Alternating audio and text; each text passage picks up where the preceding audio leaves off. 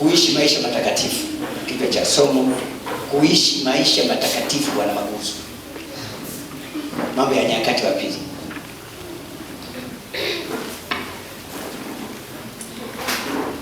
Moja mstari wa kwanza mpaka wa 6.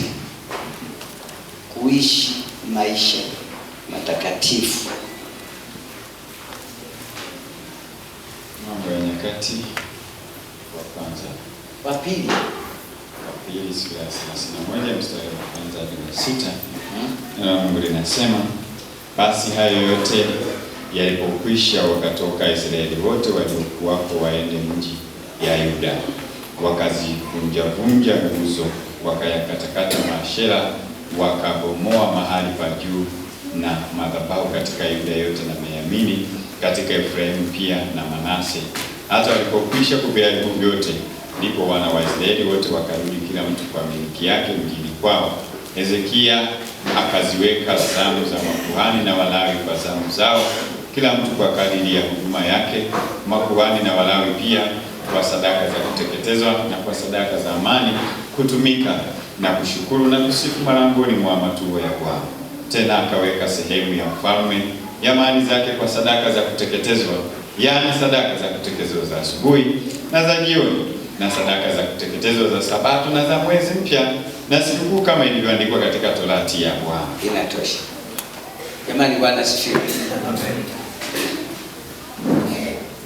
Kuna kipindi Waisraeli walifanya vibaya sana, wakafanya vibaya, wakaichezea madhabahu ya Bwana, wakaibomoa madhabahu ya Bwana.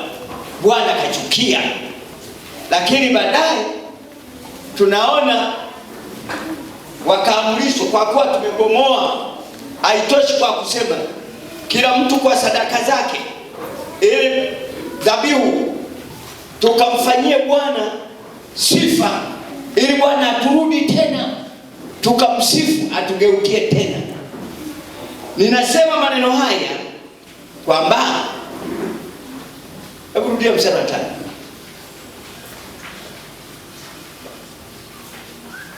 Mstari wa 5 hapa.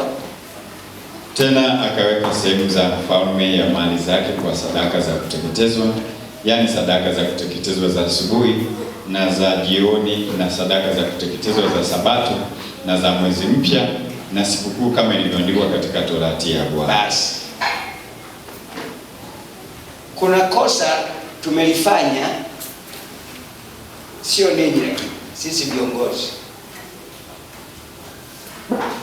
Iwe kubariki watoto, kuna sadaka za watoto kwa ajili ya watoto kuwaweka kwenye ulinzi. Iwe ni Pentekoste, kuna sadaka. Wenzetu walitoa sadaka mpaka ya jioni, asubuhi, kwa ajili ya utakaso tu.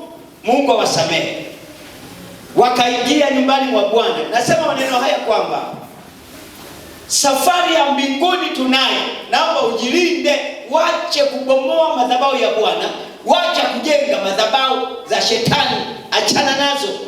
Wewe ujitakase, uwe mtu sawasawa. Kwa mfano waraka wa kwanza wa Yohana 3, ujitakase. Tuna safari ya kwenda mbinguni wapendwa, tuna safari tatu. Waraka wa kwanza wa Yohana 3 mpaka 5. Na kila mwenye matumaini haya katika yeye hujitakasa kama yeye. Kila mwenye matumaini hujitakasa kama yeye. Tumaini langu niende, tumaini langu nikafike, tumaini letu tufike kwa Bwana. Sasa kama ni tumaini, usichezee madhabahu ya Bwana. Bwana atakuonea kwa hasira. Kama mnavyofanya nyinyi, mnaoleta mafungu ya 10 hapa, mnafanya vizuri kwa agizo la Mungu. Usielete unafanya vibaya, huna matumaini ya kwenda mbinguni. Mwenye matumaini kwanza anajitakasa. Twende. Na kila mwenye matumaini haya katika yeye hujitakasa, kama yeye alivyo mtakatifu. Kila atendaye dhambi afanya uasi, kwa kuwa dhambi ni uasi. Nanyi mnajua ya kuwa yeye alidhihirishwa ili aziondoe dhambi, na dhambi haimo ndani yake. Kila akae ndani yake hatendi dhambi, kila atendaye dhambi hakumwona yeye wala hakumtambua. Watoto wadogo, mtu na asiwadanganye atendaye haki, yuna haki kama yeye alivyo na haki. Atendaye dhambi ni wa Ibilisi. Basi tulizungumza kipindi kilichopita kwamba mtu uhakikishe umemwona Bwana. Ukimwona Bwana hutasukumwa, hutaogopa, hutasumbuliwa. Jambo lolote linaloinuka nasema Bwana ananipigania. Ukisemwa ananipigania. Ufanye nini ananipigania.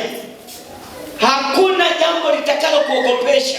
Sasa hapa anasema atendaye dhambi yuna dhambi, atendaye haki ana haki.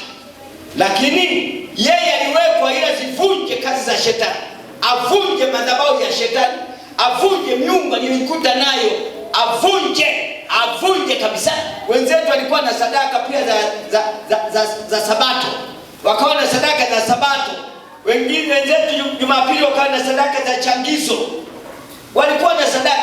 Mtu asikudanganye maisha yako yote ukimfahamu Mungu. Toba yoyote bila sadaka, watu wanasemaga tu kwa sababu hawajazoea. Wenzetu walikuwa wanamgusa Mungu kwa sadaka. Sadaka wanageuza toba zao. Sasa sisi hapa nasema ili uwe na Mungu usitende dhambi yoyote. Tuna safari ya kwenda kwa Baba mbinguni. Watu mko makazini, maofisini huko, mnakorofishwa sana. Unakuta mtu anakunenea neno gumu tu kwa bosi wako ambalo huna. Mtu anakunenea, yani anakupakazia jambo gumu. Mtu anakufanyia vitu yani akijua kama umeokoka. Ukiwa na Yesu akikukanyaga, anasema hivi, Petro wa kwanza, usiogope. Ukiwa na Yesu, acha madhabahu za shetani. Madhabahu za shetani ni hasira, uongo, ukorofi, hila, kutokupenda ibada, kutokumpenda Mungu, kutokumpenda ndugu yako, kuwa na chuki, kutokusamehe. Ni madhabahu za shetani hizo. Mbaya sana. Twende Petro wa kwanza 2:19 ndo. Petro wa kwanza sura ile ya 2 mstari wa 19, neno la Mungu linasema, maana huu ndio wema hasa. Ndio wema hasa, msihangaike na kugombana na watu. Na ukikuta mtu anakuletea shida huko ofisini, maana yake anataka kukuinua. Kama wewe una maneno, ataenda kwa bosi wenyewe kusema kwamba ila huyu hana maneno, anakuinua. Niliwaambia siku moja pale nilifika Kigoma Mwanga pale. Alikuwa binti, tena alikuwa binti kama huyu. Alikuwa binti mmoja mrefu hivi. Kumbe Mwanga pale hawamfahamu na ameripoti mpya. Akasema, Pastor Samani, kwa neno hilo hubiri nimesikia mimi hapa nimekuja. Mimi nimekuja ni mkurugenzi hapa kwenye manispaa ya kadogo. Nikakauliza, umeolewa? Bado Pastor. Sasa unasemaje? Ndio maana nimesema mimi mara nyingi, msomi ongea kama msomi, usiongea kama mvuna mabua. Sema kama msomi, tumika kama msomi. Anasemaje bwana? Kila mtu alikuja na huduma yake kwenye madhabahu hii, akaja. Njoo kila mtu, msomi usijifanye kama mfungano.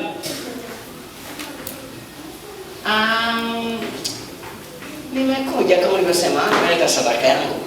Wewe kama beba sadaka. Nataka uniombe mchungaji, nipande zaidi hapa, sihitaji kuwepo hapa. Nataka wanitumikie, sihitaji kutumikia. Nikapenda ile binti yule. Nikasema na kuongeza na lingine la kuolewa. Kwa kuwa umesema kutoka madhabahuni, itaje pia. Itaje pia. Yeye anaongea kisomi. Si hapa na sihitaji. Huko naanza kusema siolewi. Haya makosa. Jamani, Bwana asifiwe.